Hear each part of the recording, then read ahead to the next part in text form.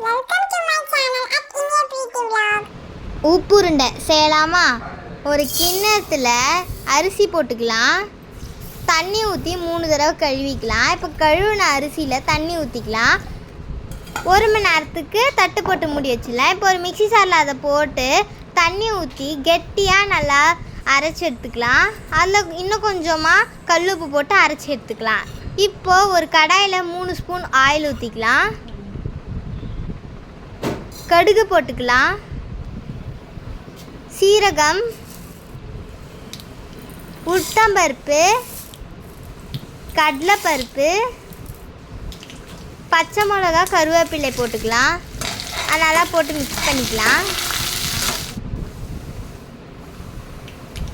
இப்போ அதை நம்ம அரைச்சி வச்சுருந்தா மாவு போட்டுக்கலாம் ஃபுல்லாக. இப்போ நம்ம போட்ட மாவை போட்டு அந்த இதுவில் கடாயிலே போட்டு நல்லா மிக்ஸ் பண்ணிக்கலாம்.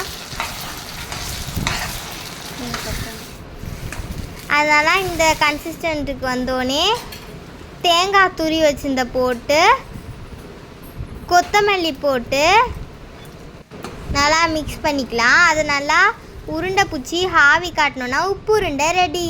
இந்த வீடியோ பிடிச்சிருந்தா உங்கள் வீட்டில் நீங்களும் செஞ்சு பாருங்கள்.